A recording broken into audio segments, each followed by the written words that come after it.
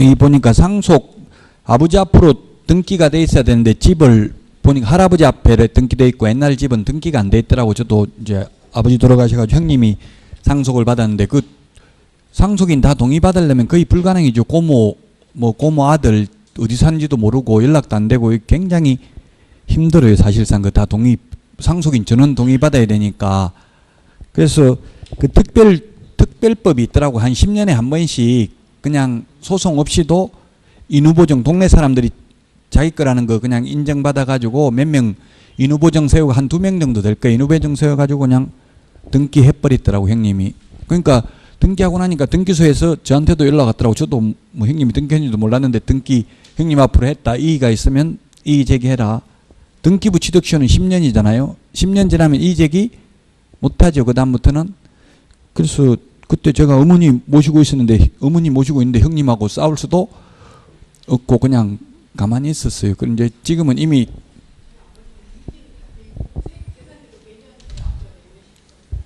네, 나중에 이야기해요. 그거는 일단 구체적인 거는 어쨌든 그런 일이 있으니까 그 하여튼 특별조치법에 의해서 하면 이제 상속인들한테 연락은 가더라고요. 그 이해 당사자한테. 어쨌든 그런 일이 있었어요. 옛날에는 시골집 이런 거는 등기 안 돼 있는 경우도 많죠. 아버지가 뭐 거의 80년 넘게 사셨는데도 등기 안 하고 집을 그렇게 땅을 가지고 한 200평 정도 되는데 땅이 지금은 뭐 형님 앞으로 등기를 했는데. 자, 326페이지 15번입니다. 개업공개사가 중개의뢰인에게 설명한 내용으로 틀린 것입니다. 이미 확정일자를 부여받은 계약증서에 새로운 내용을 추가 기재하여 재계약을 한 경우에는 종전 확정일자를 받은 계약증서에 또다시 새로운 확정일자를 받을 수 없다가 아니라 있다로 이게 확정일자 부여 규칙이 개정됐습니다. 옛날에는 하나의 계약서는 확정일자를 한 번밖에 못 받았어요. 그래서 옛날에는 예를 들면 2년간 있다가 2년 살다가 다시 계속 묵시적 갱신이나 또는 뭐 재계약해가지고 그 집에 계속 살 수 있잖아요. 계속 살면 뭐 예를 들면 1억에 있다가 2천만 원 정액했으면 정액된 2천만 원 계약서 따로 적어가지고 확정일자를 받았다고요. 왜냐하면 전부 1억 2천 새로 계약서 적어가지고 확정일자 받아버리면 만약에 중간에 대출이 있거나 건저당이 설정됐으면 이 건저당권자에 대항할 수 없죠. 새로 계약서를 적으면. 그래서 1억은 옛날에 계약서 적고 확정일자 받았다면 중간에 융자를 받았다 하더라도 융자보다 먼저 배당받잖아요. 근데 2천만 원 정액되면 정액된 것만 이 추가로 대출받은 거에는 대항할 수가 없습니다. 그랬는데 굉장히 번거롭다고. 옛날엔 계약서를 2장 가지고 있어야 되니까. 근데 지금은 하나의 계약서에다 계약 내용이 변경되면 다시 확정일자를 받을 수 있다는 이야기입니다. 이게 확정일자 부여 규칙이 개정됐습니다. 중개업을 하시는 분들한테는 편리한 제도가 되겠죠. 1번이 그래서 틀렸고요. 1번 도시 및 주거환경정비법령상 정비구역 안에서 건축물의 건축행위를 하고자 하는 자는 시장군수구청장의 허가를 받아야 된다. 예, 원칙적으로 정비구역 안에서는 건물을 지을 수가 없죠. 그래서 지금 제가 사는 동네에도 그 정비구역을 해제해 달라고 해서 해제를 했더라고요. 뉴타운, 검정 뉴타운 지정됐다가 지금 해제됐어요. 해제 안 되면 그게 뭐 건물이 노후화돼도 건물을 지을 수가 보수할 수도 없으니까. 그 다음에 3번 건축법령상 다중주택은 단독주택에 해당된다. 실무니까 뭐 이것저것 다 나오는데 단독주택은 단다다공, 아연다기. 예, 단독주택, 다중주택, 다가구주택, 공관은 단독주택이고 아파트, 연립, 다세대, 기숙사는 공동주택입니다. 다중주택이 사람이 여러 명이 살면서 독립된 주방시설, 세면시설을 방마다 갖출 수 없는 거죠. 하숙집처럼 이런 거 돼 있는 게 다중주택입니다. 저도 아들이 저하고 살기 싫다고 지금 다중주택에 나가서 살고 있는데 보니까 밥은 1층에 가서 밥만 해놨다더라고. 밥만. 근데 밥 먹으려면 반찬은 또 자기가 가져가야 되나 봐요. 그래서 한 번도 거기서 안 먹더라고. 밥을. 김치만 있다더라고요. 근데 김치하고만 먹으라고 하니까 싫다고 밖에서 사 먹더라고요. 그 화장실 이런 것도 공동 화장실 돼 있고 이렇게 돼 있나 보더라고요. 그런 게 다중주택입니다. 건축법에 나와 있죠. 용어 정의는 다중주택, 다가구주택 이런 거. 자, 그 다음에 4번 개인 자연장지를 조성한 자는 자연장지를 조성을 마친 후 30일 이내에 신고해야 된다. 예, 개인 자연장지만 사후 30일 이내에, 가족, 문중, 종중 자연장지는 미리 신고해야 됩니다. 5번 법인 등 자연장지를 조성하려는 자는 시장 등의 허가를 받아야 된다. 예, 맞습니다. 법인 자연장지는 허가받아야 됩니다. 가족, 문중, 종중 자연장지는 미리 신고하면 되고 개인 자연장지는 사후 30일 이내에 신고하면 됩니다. 15번은 1번이고 16번 틀린 것은 했는데 건물 없는 토지에 저당권이 설정된 후 저당권 설정자가 건물을 신축하고 저당권 실행으로 인하여 그 토지와 지상 건물의 소유자를 달리하게 된 경우에는 법정지상권이 성립된다. X죠. 나대지에 먼저 저당권이 설정됐다고요? 예, 법정지상권이 인정되려면 토지와 건물이 저당권 설정 당시에 동일 소유이어야 하죠. 그래서 만약에 이렇게 나대지에 저당권이 먼저 설정되고 그 후에 건물이 신축됐다면 그 신축 건물을 위해서는 법정지상권도 인정되지 않고 만약 경매 넘어가더라도 그 임차인들은 건물 매각 대금에 대해서만 최우선 면제, 우선 면제 받을 수 있어요. 저당권이 먼저 설정됐다면 그 저당권자가 경매를 실행했다면 1번이 그래서 틀린 정답입니다. 2번 대지와 건물이 동일 소유자에게 속한 경우 건물의 전세권 설정 등기를 한 때에는 그 대지 소유권의 특별 승계인은 전세권 설정자에 대하여 지상권을 설정한 것으로 본다. 민법 305조입니다. 맞습니다. 3번 지상권자가 약정된 지료를 2년 이상 지급하지 않는 경우 지상권자는 지상권 소멸을 청구할 수 있다. 예, 맞습니다. 2년, 지료를 2년간 지급하지 않는 경우입니다. 판결 전후를 합해서 2년간 지료를 지급하지 않더라도 지상권 소멸을 청구할 수 있습니다. 4번 지상권자가 지상 건물의 소유자인 경우 지상권자는 지상권을 유보한 채 지상물 소유권만을 양도할 수도 있고 지상권만을 양도할 수도 있습니다. 5번 지상권의 존속기간은 당사자가 설정행위에서 자유롭게 정할 수 있으나 다만 최단계의 제한은 있다. 최단기가 경구한 건물은 30년, 목조 건물 15년, 공작물은 5년입니다. 그래서 16번에 1번이 답입니다. 17번 틀린 것입니다. 기역, 공설묘지, 가족묘지, 종중, 문중묘지 안의 분묘일기 및 당의 분묘의 상석, 비석 등 시설물 설치구역 면적은 10제곱미터, 합장은 15제곱미터를 초과해서는 아니 된다. 맞습니다.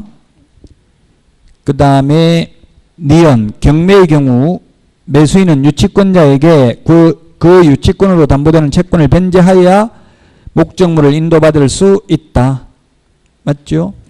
그래서 유치권은 경매 신청권은 있지만 유치권자는 우선 면제권은 없죠. 다만 강력한 우선 면제적 효력은 있다 하면 그건 맞습니다. 왜냐하면 유치권자를 내보내려면 유치권으로 담보되는 채권을 변제해야 되니까. 디귿, 개인묘지는 30제곱미터 초과하여서는 아니 된다. 맞습니다. 30제곱미터 초과해서는 아니 됩니다. 그 다음에 분묘 설치기간은 옛날 15년이었는데 지금은 30년으로 개정됐죠. 30년이고요. 옛날에는 15년이고 15년씩 3번 연장할 수 있었습니다. 근데 지금은 30년이고 한 번 연장할 수 있습니다. 그럼 최종 60년이 되는 건 똑같죠. 최장기 60년이 되는 거는. 미음에 전통 사찰 주지가 사찰에 부속되는 부동산을 대여 양도 등을 할 경우에 소속 대표단체의 대표자 승인서만 받으면 된다 했는데 문화관광부 장관 허가를 받아야 됩니다. 전통 사찰 매각하는 경우에는. 그래서 미음도 틀렸습니다. 문화체육관광부 장관 허가받아야 된다. 사립학교면 교육부 장관 허가받아야 되죠. 사립학교 재산인 경우. 자, 그래서 3번이 정답이 되겠습니다. 18번 틀린 것은 했는데 장래의 묘소, 가묘, 예장은 분묘기지권 인정되지 않고요. 니은 분묘의 특성상 타인의 승낙 없이 분묘를 설치한 경우에도 즉시 분묘기지권을 취득한다. 타인의 승낙 없이 설치하면 20년 지나야 되죠. 그래서 틀렸고요. 디귿 평장 분묘기지권 인정되지 않습니다. 그 다음에 리얼 분묘기지권 효력이 미치는 범위는 분묘기지 자체에 한정된다. 틀렸습니다. 2번입니다. 분묘기지 자체에 한정된다. 분묘기지라는 것은 봉분의 기저 부분, 이게 밑바닥 부분이 분묘기지입니다. 분묘기지에 한정되는 게 아니라 분묘기지 주위의 공지를 포함하는 지역에까지 미치며 상석이 있고요. 그 다음에 비석이 있습니다. 봉분 뒤에 반달 모양으로 둔덕을 조성해 둔 것을 사성이라고 하는데, 따라서 이 사성까지 분묘기지권 효력이 미친다, 안 미친다? 판례는 반드시 미치는 것은 아니다. 이 말은 반드시 안 미치는 것도 아니다. 사회통념상 개별적인 분묘를 보고 판단해야 된다. 그래서 분묘기지에 한한다. 이 말은 틀렸다고요. 분묘기지 주위의 공지를 포함하는 지역까지 미치는데 그 구체적 범위는 개별적인 분묘를 보고 사회통념상 판단해야 된다. 미친다, 안 미친다 단정적으로 말하기는 어렵다. 19번입니다. 틀린 것은 했는데 선거에 따른 공직 취임인 경우 임대할 수 있습니다. 원칙은 임대차가 안 되는데 서명계약을 원칙으로 하고요. 임대차 기간은 최단기 존속기간 3년이죠. 농지는 3년입니다. 5년 X 3번이 답이고요. 그 다음에 4번 농지 임대차 계약의 당사자는 임차료에 관하여 협의가 이루어지지 아니한 경우에 농지 소재지 관할 시장 군수 구청장에게 조정을 신청할 수 있습니다. 5번 임대농지의 양수인은 농지법에 따른 임대인의 지위를 승계한 것으로 본다. 맞습니다. 그래서 3번이 답이고요. 20번 틀린 것인데 개장을 한 자는 이게 틀렸습니다. 지금 시체가 시신으로 바뀌었습니다. 뭐 시험에 시체 시신 가지고 틀리게 문제는 안 내겠죠. 시체가 부정적 의미가 있다 해서 시신으로 바꿔서 똑같이 몸체자 몸시자 똑같아요. 개장을 하고자 하는 자입니다. 미리 신고입니다. 미리. 그래서 개장을 한 자라고 해서 틀렸습니다. 개장 신고, 화장 신고는 미리 신고해야 됩니다. 화장. 그리고 매장 신고나 개인 묘지 설치 신고는 사후 30일 이내 신고입니다. 그래서 개장을 한 자, 옮긴 자가 아니라 개장을 하고자 하는 자입니다. 그래서 1번이 틀렸고요. 2번 가족 자연장제의 조성 신고를 종전 사후 신고에서 사전 신고로 변경하였다. 그렇습니다. 가족 자연장지 사후 30일 이내에서 지금은 사전 신고하는 것으로 바뀌었습니다. 그 다음에 종중, 문중, 자연장지 미리 신고해야 됩니다. 4번 법인 자연장지 미리 허가받아야 됩니다. 5번 화장을 하려는 자는 화장시설을 관할하는 시장 등에게 신고해야 된다. 화장신고, 개장신고는 미리 신고, 매장신고나 개인 묘지 설치 신고는 사후 30일 이내 신고입니다. 개인 자연장지 사후 30일 이내 신고, 가족 종중, 문중 자연장지 미리 신고, 법인 자연장지는 미리 허가입니다. 331페이지 확인설명서 작성입니다. 틀린 것은 했는데 1번 기본적 사항은 확인설명서 서식에 보면 기본적 사항하고 세부적 사항이 있죠. 세부적 확인사항. 기본사항은 개업공개사가 확인해야 되고 세부 확인사항은 의뢰인한테 물어봐야 되는 사항입니다. 2번 건축물의 내진 설계 적용 여부와 내진 능력은 기본 확인 사항입니다. 건축물 내장을 보고 기재하면 됩니다. 3번 거래 예정 금액은 중개 완성 전에 거래 예정 금액을 적는다. 맞습니다. 이게 3번이 이게 시험에 나오면 이게 맞는데 현실은 거래 예정 금액은 일종의 시세잖아요. 확인 설명서에 적을 때는 거래 예정 금액을 어떻게 적겠어요? 만약에 1억에 거래됐는데 시세가 1억 2천이다. 싸게 급매로 거래됐다. 그러면 뭐라고 적겠어요? 1억 2천이라고 적을까요? 현실은 모든 개업공개사들이 실제 거래 가격을 적습니다. 현실은. 왜냐하면 거래 예정 가격 이걸 확인 설명서에 적는 것 자체가 논리적으로 보면 조금 말이 안 돼. 입법의 불비라고 봐야 돼. 옛날에는 안 적었거든요. 그 담당 공무원한테 이게 적을 필요가 없는데 왜 적냐. 이해가 안 된다 하니까 내가 만든 거 아니니까 나도 모르겠다 이러더라고요. 왜냐하면 시세를 적을 필요가 없는 거예요. 1억에 거래됐는데 시세가 8천만 원밖에 안 한다. 이렇게 적어버리면 사는 사람 기분 좋아요? 안 좋아요? 시세 8천만 원인데. 그리고 또 확인 설명서를 적을 때는 이미 거래계약서를 작성하는 때에 확인 설명서를 적잖아요. 그 실제 거래 금액을 알 수 있단 말이에요. 확인 설명서 적을 때는. 그래서 거래 예정 금액이라고 돼 있지만 실제로는 다 실제 거래 금액을 적고 있다고요. 그걸 다르게 적으면 오히려 기분만 나빠요. 매수인, 매도인 둘 중에 한 명이. 그 입법의 불비라고 봐야 돼요. 어쨌든 이론적으로 시험에 나오면 확인 설명서에는 거래 예정 금액을 적습니다. 실제 거래 금액을 적는 게 아니고요. 거래 예정 금액을 적고 중개보수도 거래 예정 금액을 기준으로 곱하기 요율을 한다라고 해야 됩니다. 확인 설명서 기재 요령에는 입법의 불비입니다. 악법도 법이기 때문에 그대로 시험에 나오면 그대로 말을 해야 됩니다.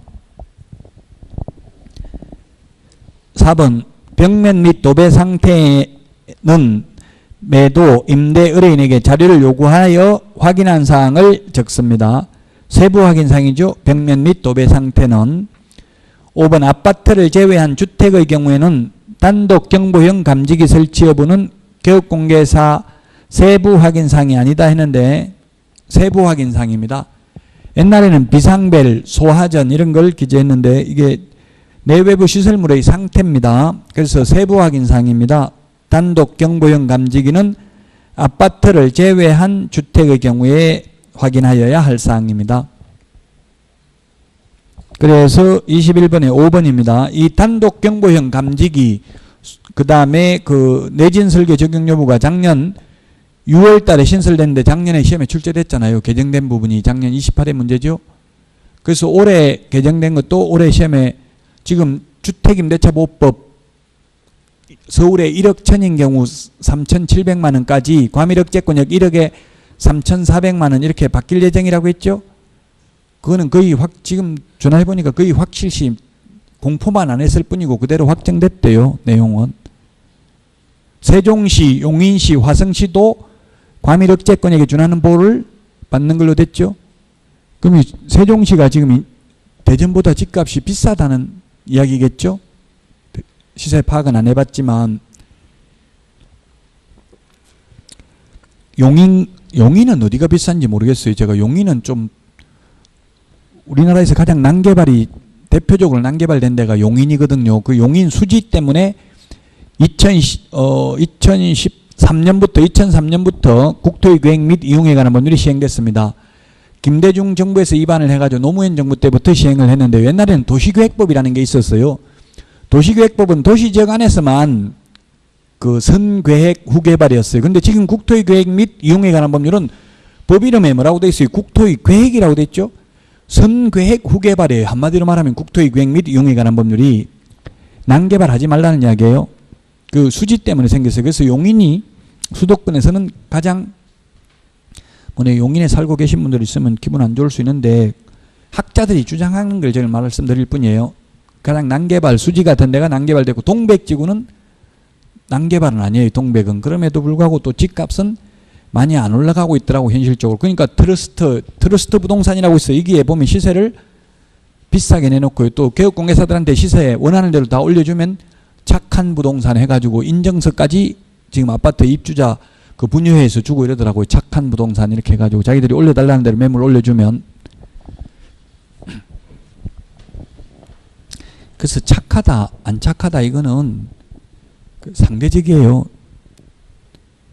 착해 빠졌어. 이걸 영어로 번역하니까 스투피드 이렇게 하더라고. 어리석다 이렇게.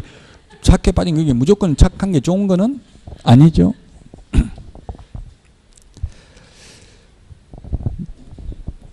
21번에 5번이 답입니다. 22번입니다. 확인 설명서 작성 방법 옳은 것은 했는데 1번 대상 물건이 위반 건축물인지 여부는 등기사항 증명서에 나타나는 게 아니라 건축물 내장에 나타납니다. 위반 건축물. 그래서 시험에 만약에 건축물 내장에 나타나는 위반 건축물만 설명하면 된다. 딱 이렇게 하면 그거는 X일 수 있어요. 아직 건축물 내장에 등재는 안 될 수 있잖아요. 발견을 못 해가지고 행정관청에서. 그런 경우는 알고 있으면 설명해야 됩니다. 비록 건축물 내장에 등재는 안 돼 있다 하더라도. 주로 위반 건축물이 뭐냐면 다가구 이런 데서는 불법 대수선 해가지고 칸막이를 더 늘려가지고 방 숫자를 더 늘리는 경우가 많아요.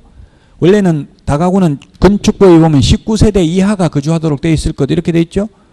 근데 방수를 쪼개가지고 뭐 20개 넘는 방도 많이 봤어요. 제가 질문할 때 보면. 그런 것도 알고 있으면 설명해야 돼요. 그래도 저도 손님 오자마자 이거 불법 건축물입니다. 이렇게 설명하니까 보지도 않고 그냥 나가버리더라고요. 너무 빨리 설명하면 문제가 있어요. 계약하려고 하면 그때 계약하기 전에 설명하면 돼요. 계약하기 전에만. 의뢰받은 경우 중개 완성 전에만 하면 되죠. 다른 거 설명 다 하고 높다 이렇게 하고 옆에 있는 건물은 수익률 낮다. 왜 이렇게 차이 나냐. 그러면 묻는다고 수익률 차이 난다고 하면 새 건물은 적법하게 지은 건 수익률이 낮거든요. 비료티 구조로 돼 있고 이러면 당연히 낮을 거 아니에요. 방이 숫자가 작으니까. 그래서 이거는 대수선을 해가지고 그러는데 이행강제금 1년에 한 100만 원 정도 낸다. 근데 월세는 1년에 한 3,600만 원 더 받는다. 이렇게 말하면 계약할 가능성이 많더라고요. 이행강제금은 그렇게 많지 않더라고요. 제가 이행강제금 부과되는 걸 보니까. 자, 그래서 1번 틀렸습니다. 2번 환경조건의 비선호시설은 입지조건 및 관리에 관한 사항은 매도 임대인에게 자료 요구하여 확인한 사항을 기재한다 했는데 입지조건은 개업공개사가 직접 확인해야 되는 사항이죠. 환경조건 1조 소음 진동 1조 소음 진동은 자료 요구를 하지만 비선호시설이나 입지조건 관리에 관한 사항은 개업공개사가 직접 확인해야 되는 기본적 확인사항입니다. 그래서 2번 틀렸고 지금 환경조건은 1조 소음 진동이라고요. 1조 소음 진동이 환경조건입니다. 그 비선호시설은 환경조건도 아니에요. 어쨌든 틀렸어요. 지금 옳은 걸 찾으라고 하니까 3번 매매의 경우 도시계획시설, 지구단위계획구역, 그 밖의 도시관리계획은 개업공개사가 확인하여 기재합니다. 맞습니다. 이게 확인설명서 기재요령에 나와 있습니다.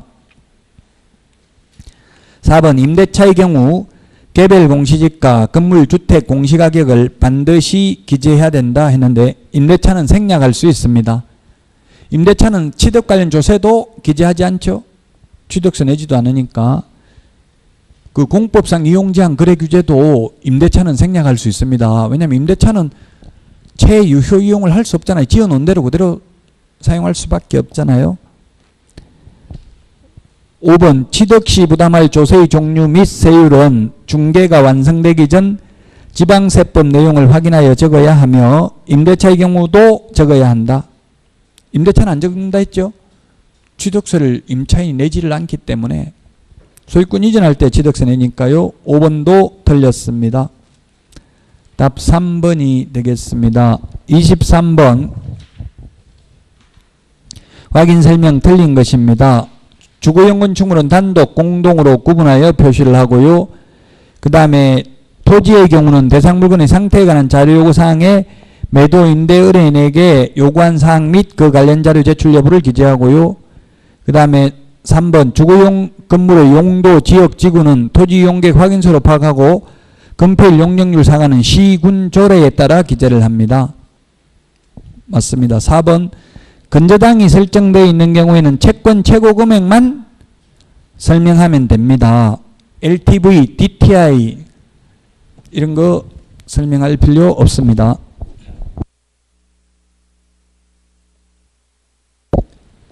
LTV는 담보 인정 비율입니다. 보통 LTV 60%다 이러면은 집이 담보 가치가 1억이면 6천만 원밖에 대출 안 해준다는 이야기죠. 학개론에 DTI, LTV 이런 거 뭐 나올 수 옛날에 출제됐습니다. 노무현 정부 때. 지금 또 정책이 지금 대출을 강화하고 있기 때문에 이런 비슷한 내용이 나올 수 있어요. 학개론 부동산 정책에. 4번이 답이고요. 5번 주거용 건물에서 도로, 대중교통, 주차장 등의 입지 조건은 관리에 관한 사항은 개업공개사가 조사 확인하여 기재한다. 입지 조건과 관리에 관한 사항. 예, 맞습니다. 입지 조건은 도대주 교판. 입지 조건은 입지 조건은 1의 서식은 도대주 교판, 2의 서식은 도대주, 3의 서식은 도대, 4의 서식은 해당 사항이 없습니다. 도로, 대중교통, 주차장, 교육시설, 판매 의료시설, 1의 서식은 2의 서식은 도대주, 3의 서식은 도대. 우리 서브노트 요약집에 보면 나와 있죠. 자, 그래서 4번이 답이 되겠습니다. 24번 개업공개사가 조사해야 될 사항이 아닌 것. 이 말은 세부 확인사항을 묻고 있죠. 세부 확인사항은 실제 권리관계, 내외부 시설물의 상태, 벽면 및 도배 상태, 이게 일조, 소음, 진동, 환경조건, 이게 세부 확인사항입니다. 그래서 답 1번입니다. 단독 경보형 감지기, 이거는 내외부 시설물의 상태에 해당됩니다. 24번에 1번이 답이 되겠습니다. 세부 확인사항. 25번 틀린 것은 했는데 1번 주거용 건축물, 비주거용 건축물, 토지, 임목, 광업재단, 공장재단 이렇게 확인설명서 서식은 4가지로 분류가 됩니다. 2번 소속공개사가 당해 중개행위를 한 경우 개업공개사와 함께 서명 및 날인해야 된다. 예, 맞습니다. 함께 해야 됩니다. 소속공개사는 계약서와 확인설명서에만 서명 및 날인합니다. 그 외의 서류는 소속공개사는 서명 또는 날인도 하지 않습니다. 3번 매매의 경우 취득시 부담할 조세의 종류 및 세율은 모든 확인설명서 서식에 공통적으로 기재해야 될 사항이다. 예, 공통적으로 기재해야 될 사항 6가지가 있었죠. 대권, 잡으면, 금세, 실수한다. 대상 물건의 표시, 권리관계, 거래 예정 금액, 취득 관련 조세, 실제 권리관계, 중개 보수 산출 내역, 대권, 금세, 실수. 그래서 세금은 모든 서식 공통적으로 기재해야 될 사항입니다. 취득 관련 조세. 4번 비주거용 건축물 서식에는 비선호 시설이 있는지 여부를 표시해야 된다. 예, 비주거용은 표시하지 않습니다. 비선호 시설은 1의 서식과 3의 서식에만 해당됩니다. 1조 소음 진동은 1의 서식에만 기재됩니다. 환경조건은 1의 서식 주택만 해당됩니다. 4번이 답이고 임목, 광업재단, 공장재단 서식에는 입지 조건에 관한 사항의 기재란이 없습니다. 여기 입지 조건은 4의 서식은 없다고 되어 있잖아요. 도대주 교판, 도로, 대중교통, 주차장, 교육시설, 판매 의료시설, 임야에 산에 이런 거 설치할 수가 없죠. 토지는 주로 임야가 많잖아요. 아니면 농지.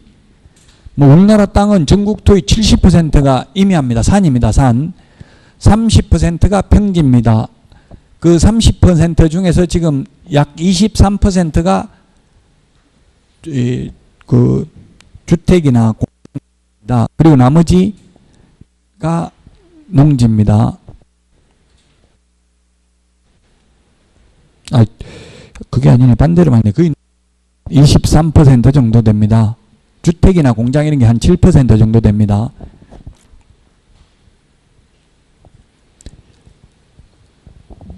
25번에 답 4번이고 26번에 기본 확인사항이 아닌 것 세부 확인사항. 세부 확인사항이 뭐라고 했어요?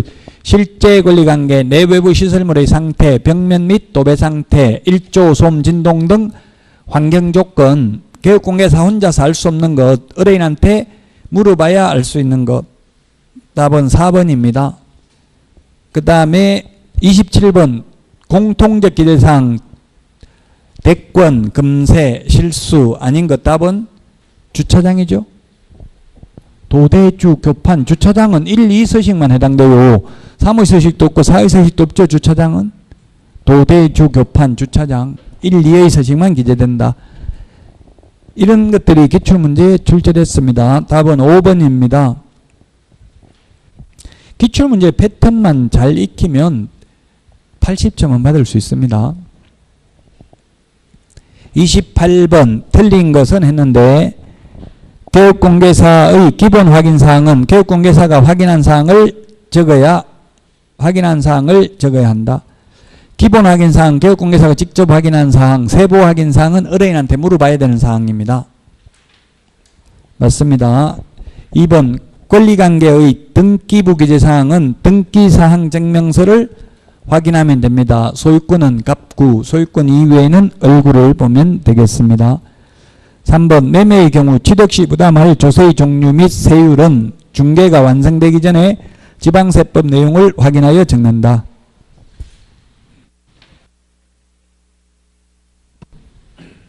맞습니다. 3번. 4번 당해 중개 행위를 한 소속공개사가 있는 경우 확인설명서에 교육공개사와 소속공개사가 함께 서명 또는 날인해야 된다. 또는이 아니라 확인설명서 계약서에는 서명 및 날인이죠. 교육공개사와 소속공개사가 함께 서명 및 날인해야 된다고요. 계약서 확인설명서는 서명 및 날인. 모든 소속공개사가 다 서명 및 날인해야 되는 건 아니고 당해 업무를 수행한 경우만 하면 됩니다. 소속공개사가 10명 있으면 10명 다 도장 찍어야 되는 건 아니죠. 그 당해 업무를 수행한 소속공개사만 서명 및 날인하면 됩니다. 답 4번이고요. 5번 중개보수는 거래 예정금액을 기준으로 계산하여 적는다. 시험에 나오면 이게 맞아요. 확인설명서 기재 요령에는. 근데 제가 이야기했죠. 실제로는 전부 다 확인설명서에다가 실제 거래 금액을 적어요. 거래 예정금액 적는 란에다가. 그래서 현실은 실제 거래가격으로 중개보수를 받고 있어요. 그래서 답 4번이 되겠습니다. 29번 확인설명서 기재 내용으로 틀린 것입니다. 1번 비주거용 건축물 매도 임대 의뢰인에게 자료 요구한 사항은 벽면 상태, 전기, 소방 등의 시설물 맞고요. 토지의 경우 등기사항 증명서를 통해서 소유권, 저당권, 등기부를 통해서 확인할 수 있고 대상 토지 1km 이내의 비선호시설 존재 유무. 비선호시설은 1의 서식과 3의 서식만 해당된다고 했죠. 2의 서식은 해당 사항이 없고요. 4번 주거용 건축물 건물 설계도 확인 여부. 이거는 4번은 없습니다. 설계도는 확인하라고.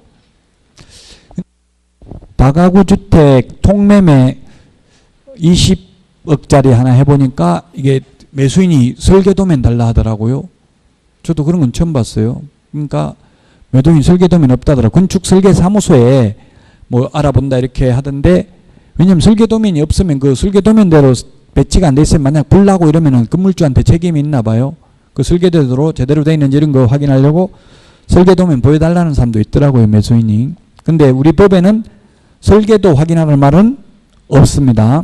그래서 답은 4번입니다. 5번 임목, 광업재단, 공장재단의 경우 재단 목록 또는 임목의 생육 상태 기재해야 됩니다. 답 4번이다. 30번 문제입니다. 옳은 것은 했는데 소속공개사가 중개하여 작성한 중개대상물 확인설명서에 교육공개사가 서명 및 날인하는 경우 소속공개사는 서명 날인하지 않아도 된다. 함께 해야 되죠. 소속공개사가 당해 중개물을 수행한 경우에는 둘 다 해야 됩니다. 2번 주거용 건축물의 구조나 진동에 관한 사항, 진동에 관한 확인 설명 의무는 없다. 주거용 건축물은 일조, 소음, 진동 등 환경 조건 확인 설명할 의무 있습니다. 1의 서식만 해당됩니다. 일조, 소음, 진동, 일소진. 서브노트에 이렇게 되어 있죠. 3번 비주거용 건축물에 대한 중개사항물 확인 설명서에는 소음에 관한 사항도 기재해야 된다. 일소진, 일조, 소음, 진동은 1의 서식만 해당된다고요. 4번 중개대상물에 건재당이 설정된 경우 실제 피담보 채무액까지 조사 확인하여 설명할 의무는 없고 채권 최고 금액만 설명하면 된다. 다만 현재 피담보 채무액은 설명을 안 해도 되는데 현재 피담보 채무액을 잘못 설명하여 의뢰인에게 재산상 손해가 발생했다면 그 손해액은 배상해야 됩니다. 현재 피담보 채무액을 설명할 의무는 없습니다.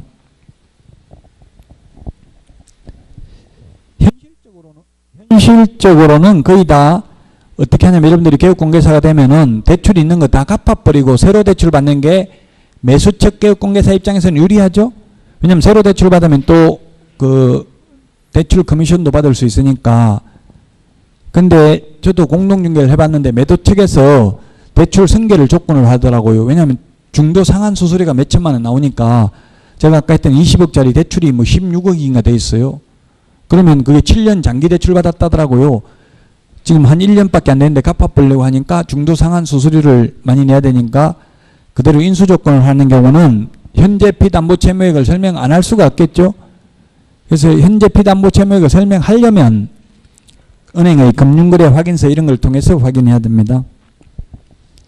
이론적으로는 실제 피담보 채무액까지는 설명할 필요 없고 채권 최고 금액만 설명하면 됩니다. 4번이 답이고요. 5번 토지에 관한 중개사항물 확인 설명서에는 등기된 토지 임차권이 존재하더라도 이를 기재할 필요 없다 했는데 등기된 임차권이든 등기 안 된 임차권이든 임차권 모두 다 기재를 해야 됩니다. 자, 31번 문제 보겠습니다. 틀린 것은 있는데 건폐율 용적률 상한은 주택법에 따라 기재하는 게 아니라 시군조례 봅니다. 시군조례. 시군구가 아니라 시군조례죠. 시군조례를 봐야 됩니다. 건폐율 용적률 상한은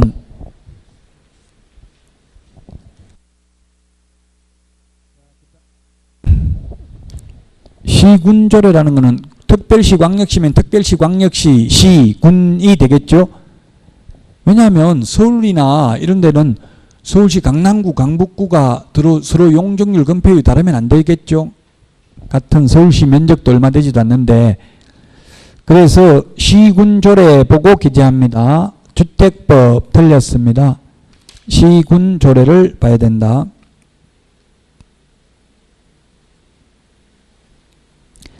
그 다음에 2번 권리관계의 등기부 기재사항은 등기사항 증명서를 보고 적고요. 도시군계획실과 지구단위계획구역은 개업공개사가 확인하여 적고요. 환경조건은 일소진 세부 확인사항이다. 일조 소음 진동은. 5번 주택지대시 부담할 조세의 종류 및 세율은 개업공개사가 확인한 사항을 적는다.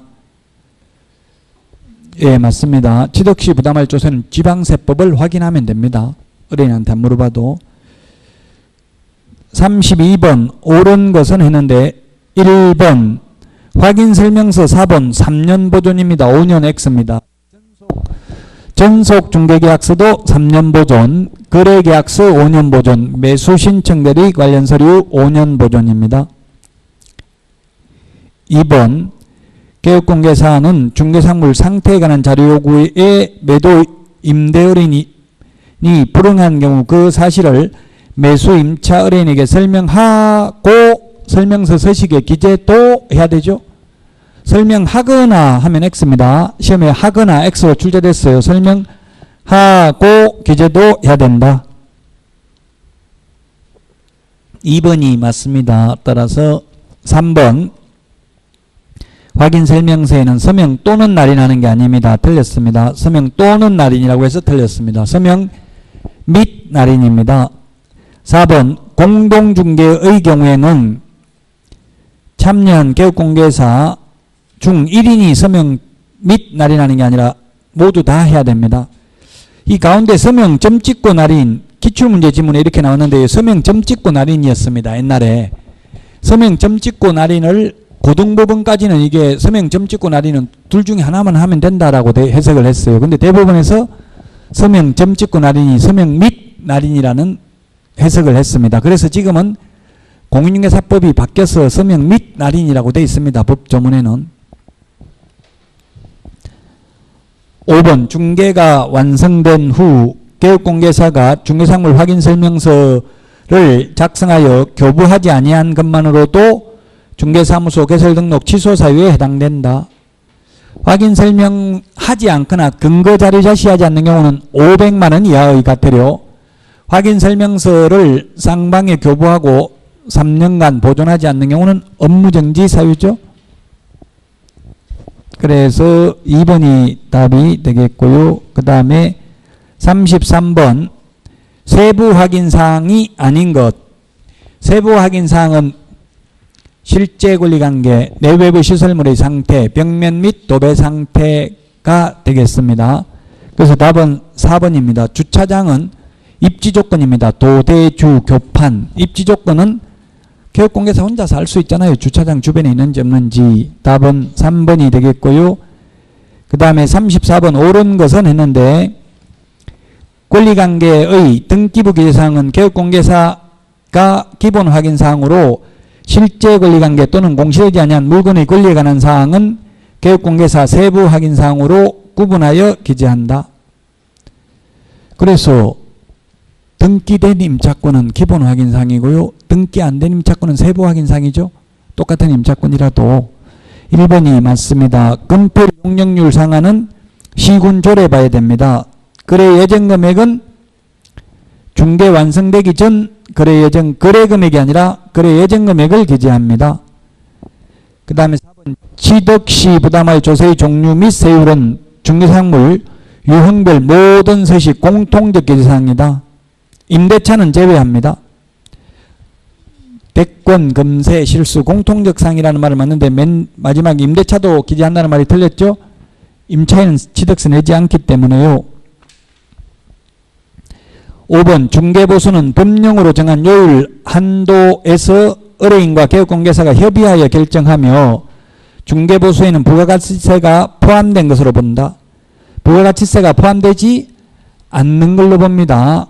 그래서 추가로 부가가치세를 받아도 된다. 부가가치세 받아도 됩니다.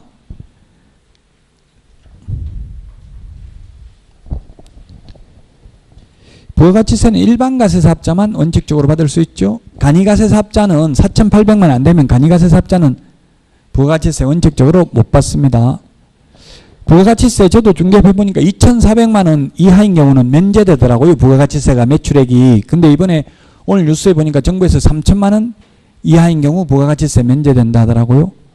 중개사무소에도 거의 중개사무소 하면 3천만 원 이상 신고하는 사람이 없어요. 현실적으로. 1억 벌어도 비용 다 빼버리고 1억 벌어가지고는 3천만 원 안 되죠. 비용 다 빼버리고 나면 실제 남는 거니까 그 비용 중개보수 그 임대료라든가 직원 월급이라든지 광고비라든지 이런 거 다 빼니까.